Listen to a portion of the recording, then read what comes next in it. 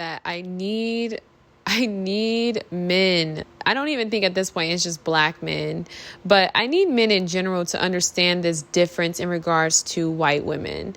And, I was sitting here thinking to myself, I'm like, as women, we relate on a lot of different levels. Like, I think as women, we get along, right? As, and it's not that we don't get along because of our indifferences, right? Of course, that's not what I'm saying. I'm saying that as women, we can relate to white women in a lot of different ways. Like, I was just watching a YouTuber that I just came across, and I really loved her content. Like, it reminded me so much of myself, because I'm like, oh my gosh, this is so me, and it was so great to hear her perspective about certain things, and, see that she also loves hiking and all the really cool things that I like to do. I'm like, this is phenomenal. Like, I'm like, is this my, are these my people? Is this my tribe? So it's great to be able to connect with people like that through the internet. Like, I felt like that was awesome. But I think in terms of relation, in terms of whiteness and blackness, because there is a cultural difference, there is a difference. Like, white women will never be able to relate to me as a black woman. And one thing I just kind of wanted to get on here and make clear, and this is something that is so completely, I don't even know if this is going to be a full podcast episode, but I kind of want to break this down, because I'm noticing so many men are complaining about certain things, right? They're like, why can't she detect my needs? Why can't she, know what it is that I'm wanting without me having to say it? Why can't she be empathetic? You have to understand that the skills of empathy to me, right? And this is me kind of just going off the dome, and from my own personal interpretation of empathy is something that is created from essentially being someone who is oppressed, being someone who is overlooked, because it's only when you have been treated less than, right? It's only when you have been dehumanized that you have the capacity to maybe sit in somebody else's shoes and say, wow, you know what I mean? I know what it feels like to be like that. Let me see how you feel about a certain thing. Let me study you in that way, and let me try to meet your needs. You have to understand that as black people, as the laborers of this country, as people who are still in servitude, right, in corporations, in certain positions and so forth. Like, we know that white people have economic power. We don't have to get into, why that is and where the money is going. And we don't have to get into all that. But it's just like, you have to understand the cultural difference. And I see so many white men, and they're like, I just want someone to just this, and I just want someone to just this. And then you start to see black men taking on these ideologies like, oh, she only wants me for my money. No. That is a white woman's thing. That is a structure. That is a ideology that is then operated within white spaces. That is not black people. We are not capitalistic in that way. And so I think what's really unfortunate is that I think being someone who is white, being a white man, being within white culture, you don't realize how your culture and the women in your culture are faulted because they're seen in such a high regard. But yes, white women are going to lack that empathy. They're not going to be able to be in that space. When you are a privileged person, and I think in part, I'm going to be honest, I do think that empathy, not always, right? Because let's be real here. This is not a general statement, but I think for a lot of the black women, who are mixed, and some who can pass for, mixed and white passing, a lot of these women also possess, an inability to empathize with some people's emotions because they have been pedestalized in society, right? They have been privileged in society. So it's like, this is not all, this is not all. This is, like I said, we're not going to feed into colorism. But I'm just saying that we have to be mindful of that. And so I think what I'm saying in summary is that there's a cultural difference. Women who have different experiences, white women who have been privileged in society, who have never really had to lift a finger, right? The ability to be, taken care of, right? The ability for, the money, economic differences, and, being a housewife, and, historical context of, being the one who, like I said, while you were out shopping, black slaves, our ancestors were at home, taking care of the children. So you have to understand that white women don't have that ability to empathize with you. It's why they will sit and cry and do certain things, in your face. And you're like, why are you crying? This is just the realism of life, right? We know the whole history of white women tears, right? It's a thing that got Emmett Till killed. Hello, y'all. It's Black History Month. We're talking about these things. But you know this already. But it's white women's tears that are then seen as valued and prioritized. And it's all like a manipulation in the eyes of men, right? It's like, and a manipulation in the eyes of a lot of people, right? We have that idea of this little elder old woman who can't do for herself. And it's like, we should pity her, right? Where it's like, if there's a older Black woman, she's the matriarch, she's bitter, she's, you know what I mean? So those representations and those stereotypes are sometimes carried out, right? And the Black woman in that case, I think she does have a right to be bitter. It's like, you've been working, you don't have a trust fund, you don't have a cushy retirement, So there's some differences there, but it's important to understand those differences because so many men, and this is not all white women, obviously, but this is a cultural difference. And this is something that does lie within the truth and the realism of white women. Their culture is different. Their women are different. So, when you're constantly looking for empathy from them, you're not going to find it, right? A lot of people who do gravitate towards that lighter skin, whiter skin complex, I'm just going to be honest, a lot of times it's about the coin, right? I'm not here for you. It's about the coin. The entire feminist movement, the women's rights movement, was all about white women being able to leverage the patriarchy, right? We know white women had slaves.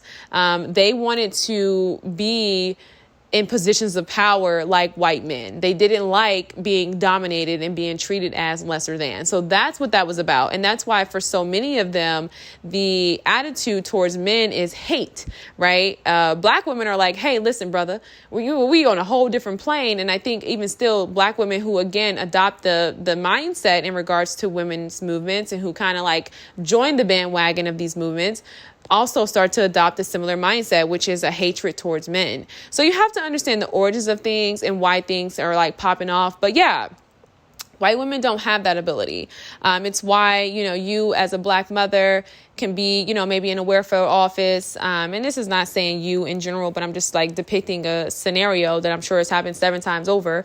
Or you could be talking to your manager about, something tragic happening in your life. And she's looking at you, giving you a straight face, writing you up the next day for, not being at work on time or taking a day off, or she's conspiring at work to get you fired. You know what I mean? And as you're telling her you're going through something that is so life altering, So, that's the truth, that cold heartedness, that lack of empathy, that lack of empathy. Empathy, and, is something that is born in a very hard place, because it's something about life chiseling you and kind of like humbling you that softens your heart. It's certain experiences that, produce character in a person.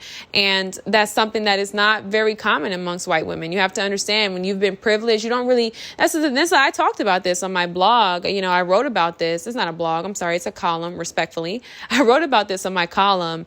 That is one of the fallacies of white supremacy. You are robbed of your ability to really develop as a person. You're robbed of your ability to really develop character and to really get in touch with some things, I'm not going to go to, I'm not going to get into that, but you really are robbed of your morality. And it's a very unfortunate thing. It's like essentially being the kid who is always told yes. And we know what that breeds. We know that breeds a sense of entitlement. We know that breeds a sense of narcissism. And that essentially breeds a sense of lack of empathy. And I don't think that it's anything to fault white women for. I think we're so prone to looking at Black culture and pointing out the flaws and the things that have gone wrong and the things that are, the really ugly things. And we're pointing out our shortcomings and all these different things. Well, other cultures have shortcomings as well.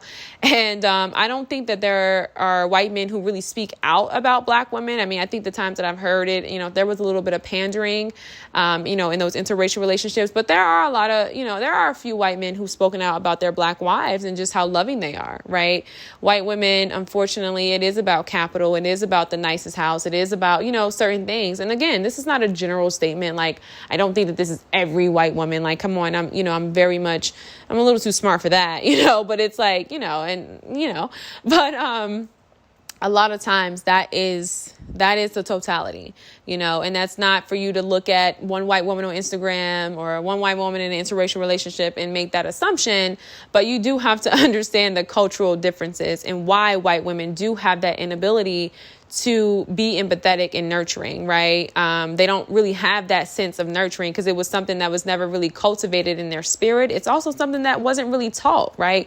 Modern day today, white women no longer have slaves in their house, but they have nannies, right? They are the ones who brought forward the idea of being a housewife and making it look glamorous and having the nannies. And that's why you have a lot of, women who are revolting and also, coveting and desiring this lifestyle, and seeking to forego motherhood, even if they may want motherhood, right? But this model that white women portray, that is this life of leisure, that is this life of abundance in terms of like having your husband and having the house and having all these things, and yet still being unsatisfied, which always confuses me when I see, white moms on TikTok with the Suburban, and it's like they got a nanny, and, or even if they don't got a nanny, and it's like, they're like, he just works all day and da da da da, and the house is fabulous. It's like, what are you complaining about? Like, it's crazy. So it's like, sometimes when you're in that box of privilege, again, unfortunately for, those who benefit, white people who benefit from white supremacy, you don't get to see how privileged you are. So it's like, you're complaining about things that aren't really real. You're just making up things because you're just miserable. And maybe it's the agitation in your spirit. I don't know. It's not my culture to really discern and get into the reasons and the M's and the, all the things and the whys. But I do think it is important for us to understand the cultural differences. And I think it's important for white men and black men and men who deal with, white women to understand that that is their culture, right? It is about that, it's about that bag. Okay. It's very capitalistic, unfortunately. And those skills, of empathy and nurturing, it's not something that is developed within white culture. And it's not something that is typically cultivated in their culture. A lot of times they learn how to nurture, how to cook, how to, things like that from other cultures, right? Cleaning and so forth. I've seen a lot of white women, look at a lot of black content creators and, content creators of other, I don't even know any other races, but I'm saying a lot of black content creators and learn how to clean and how to do certain things, right? So it's just like, you have to understand that we have been teaching white women how to be for a very long time now. I think the only thing that they seem to take in is the aesthetic of black culture and black women, unfortunately. But there's a lot there that I think needs to really have, some tugging and pulling, and people need to really sit with that. So you have to understand that white women were never developed in terms of nurturing, the femininity and nurturing those things. They only ever had the aesthetic, right? And it was something that was really given to them, not because they were feminine, not because they were honest, right? I think one thing I found is because of that spirit of like, and not even spirit, but because of their entitlement and because of their, privilege, a lot of times they're robbed of the humanity to even be someone who would be like feminine, who was nurturing, who was safe, who was, you know what I mean? And so you have to understand that as well. They were just given the tokenizing of like femininity and its representation because they were deemed beautiful, right? Because of colonization, that was the standard. And it was all really just kind of like, make black women and, black culture feel as though they were lesser than or inferior. So you have to understand why things are the way they are. Those are traits that you're not really going to find in a lot of different women. I think, honestly, the two main races that I've seen be the most nurturing women are Hispanics and black people. And it's because black people and Hispanics, African, obviously, but, black people, Hispanics and Africans, they have a culture. And I guess I just didn't really say African because I just kind of grouped them in with us. But there's a culture, obviously, you know why, but it's like, obviously there's just a culture where, for us, our values are rooted in family, right? Our values are rooted in community. That's why you'll see a lot of Mexicans, and they're all together. It's the same with black people. Like, it's just, there's a culture there. There is a community there. There's a value of family there. Whereas, other cultures don't really have that. They have value. White culture has a value in economics and capitalism, and Asian cultures have, typically, not always, but typically there's the similar values in like, economics and academia, crazy rich Asians, right? It's a great example. And I'm not going to generalize because I don't know that many people. And again, this is not a generalization. It's just to more so point out the differences in the cultures and the cultural values. And that is something that is very real. So I'm going to end this podcast with that. Again, this was just a very quick podcast episode, but I just need you guys to know, like, figure out what femininity is to you and start to define it for yourself. Is femininity nothing more than a white woman's representation of, and she gets to be nasty, she gets to be snobby, she gets to be backbiting, she gets to be inconsiderate? Or is femininity something that is internal? Is it something that, makes a woman mothering or nurturing, and I think if it is, which it is, then it's time to redefine what femininity is. And I think it's time to stop looking for, a certain woman in different cultures, if that's not what you want. Peace.